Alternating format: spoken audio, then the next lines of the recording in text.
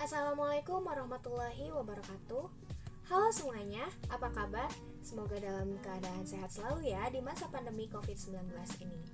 Sebelumnya, izinkan saya memperkenalkan diri terlebih dahulu. Nama saya Azahra Ayu Fahendra, mahasiswi dari Universitas Pendidikan Indonesia, Kampus Daerah Cibiru, Program Studi Rekayasa Perangkat Lunak, Angkatan tahun 2020, kelas 1A. Pada kesempatan kali ini, saya akan mempresentasikan hasil esai saya yang berjudul Bagaimana peran pemerintah dalam menangani COVID, efektif atau tidak? Nah, sebelum kita membahas mengenai peran pemerintah dalam menangani COVID di Indonesia, sebelumnya saya akan membahas tentang COVID itu sendiri, di mana pandemi COVID-19 atau yang kita kenal juga dengan coronavirus ini merupakan pandemi penyakit coronavirus 2019 yang disebabkan oleh sindrom pernafasan akut parah coronavirus 2 atau yang kita kenal dengan SARS-CoV-2. Pertama kali diidentifikasi pada bulan Desember 2019 di Wuhan, Cina. Wabah tersebut dinyatakan sebagai darurat kesehatan masyarakat dalam perhatian internasional pada Januari 2020 sampai Maret 2020. Coronavirus masih menjadi masalah yang melanda di dunia saat ini, termasuk di Indonesia. Untuk mengatasi permasalahan ini, maka diperlukannya kesadaran diri dari masyarakat Indonesia. Salah satu upaya yang dapat dilakukan untuk mencegah COVID-19 ini adalah dengan tetap menjaga jarak, memakai masker, mencuci tangan, dan menghindari kerumunan. Kemudian penanganan COVID-19 ini tentu saja bukanlah hal yang mudah. Terlebih lagi, hal ini juga tentunya tidak mudah bagi pemerintah Indonesia yang menangani permasalahan ini. Berdasarkan hasil tinjauan dari statistik data tentang perkembangan virus corona di Indonesia, total kasusnya menunjukkan grafik data yang meningkat dari waktu ke waktu. Berdasarkan statistik data yang menunjukkan tingginya angka pertambahan masyarakat Indonesia yang terinfeksi virus corona dari waktu ke waktu ini juga belum sepenuhnya berdasarkan fakta dari data yang ada sebenarnya. Karena data statistik yang disajikan merupakan data dari masyarakat Indonesia yang mengalami gejala dari adanya virus COVID-19 yang kemudian melakukan tes. Sedangkan kita juga mengetahui bahwa ada pula masyarakat yang tidak mengalami gejala sebelum akhirnya mereka terinfeksi virus ini. Nah, informasi tentang perkembangan virus corona di Indonesia merupakan sesuatu hal yang sangat penting, terutama mengenai data pertambahan masyarakat yang terinfeksi virus corona. Karena dengan adanya informasi ini, masyarakat Indonesia pun akan mengetahui berapa persen jumlah masyarakat lain yang mempunyai kekebalan tubuh yang baik dan sebaliknya. Begitu pula dengan prediksi terjadinya puncak virus corona dan prediksi kurva mulai menurun yang dilihat dari statistik data yang ada ini juga tergantung pada berapa persen populasi di Indonesia atau populasi di suatu wilayah yang sudah mempunyai kekebalan terhadap COVID-19. Oleh karena itu, jika kita dari awal melakukan testing dengan baik terhadap masyarakat, kita juga akan lebih mudah untuk meminimalisir penyebaran virus ini karena hal ini memungkinkan untuk mengurangi penyebaran virus COVID-19, di mana masih sedikitnya orang-orang yang baru terinfeksi virus COVID-19.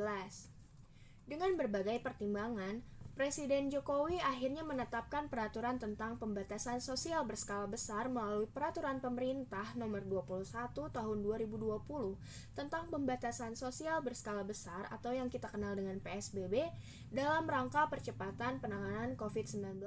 Selain itu, Presiden juga menerbitkan Keputusan Presiden Nomor 11 Tahun 2020 tentang penetapan kedaruratan kesehatan masyarakat COVID-19. Langkah ini diambil untuk memutus rantai penularan COVID-19 dengan perhatian utama pemerintah adalah kesehatan masyarakat. Untuk melindungi masyarakat Indonesia dari resiko penularan, Presiden Jokowi menetapkan peraturan tentang pembatasan sosial berskala besar melalui Peraturan Pemerintah Nomor 21 Tahun 2020 tentang pembatasan sosial berskala besar atau PSBB, di mana peraturan ini mulai berlaku sejak 1 April 2020. Pemerintah daerah yang ingin memberlakukan PSBB di daerahnya pun harus melalui persetujuan pemerintah pusat. di mana mekanisme dan indikator penerapan PSBB di tingkat daerah diatur secara rinci dalam Peraturan Menteri Kesehatan Nomor 9 Tahun 2020 tentang pedoman pembatasan sosial berskala besar dalam rangka percepatan penanganan COVID-19. Adanya pembatasan sosial berskala besar atau yang kita kenal dengan PSBB ini yang telah ditetapkan pemerintah Indonesia dengan waktu yang telah ditentukan juga belum sepenuhnya mengatasi atau mengurangi permasalahan dari COVID-19. Karena yang kita ketahui juga, setelah diberlakukannya PSBB, banyak aspek-aspek yang berpengaruh terhadap kehidupan masyarakat Indonesia, terutama pada perekonomian masyarakat Indonesia. Tidak bisa dimungkiri, dengan adanya pembatasan aktivitas masyarakat, maka pertumbuhan ekonomi di Indonesia pun cenderung terhambat.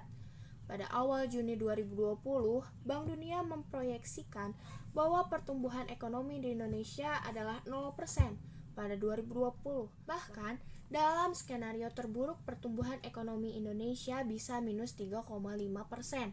Demi mencegah situasi ekonomi Indonesia yang semakin tidak kondusif, pemerintah mulai melihat kemungkinan untuk melakukan relaksasi pembatasan sosial. Dalam rapat terbatas pada tanggal 27 Mei 2020, Presiden Jokowi meminta agar dilakukan sosialisasi kepada masyarakat tentang protokol tatanan normal baru atau yang kita kenal dengan New Normal, di mana protokol ini bertujuan untuk mengatur mobilitas masyarakat dengan protokol aman. Demi memperkuat pedoman bagaimana masyarakat dalam situasi normal baru ini, Kementerian Kesehatan kemudian menerbitkan Keputusan Menteri Kesehatan Nomor HK0107 Menteri Kesehatan Nomor 382 Tahun 2020 tentang protokol kesehatan bagi masyarakat di tempat dan fasilitas umum dalam rangka pencegahan dan pengendalian COVID-19 yang isinya meliputi segala hal terkait bagaimana semestinya masyarakat bertindak di tempat umum dalam situasi new normal. Kebijakan pemerintah untuk menerapkan new normal ini disertai harapan dengan adanya kesadaran masyarakat untuk tetap menjaga protokol kesehatan secara ketat sebab COVID-19 belum sepenuhnya sirna.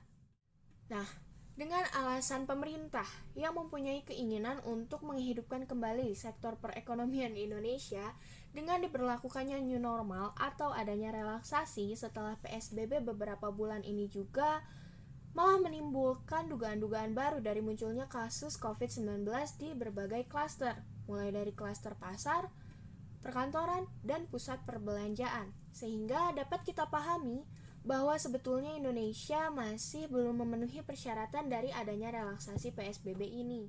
Oleh karena itu, pemerintah harus benar-benar memahami dan menyadari selama masih adanya kasus yang aktif di masyarakat, ekonomi di Indonesia tidak akan sepenuhnya membaik. Karena dengan adanya kasus yang masih aktif ini, memungkinkan terjadinya peningkatan resiko penularan baru yang nantinya akan membuat sektor perekonomian pun terhenti lagi.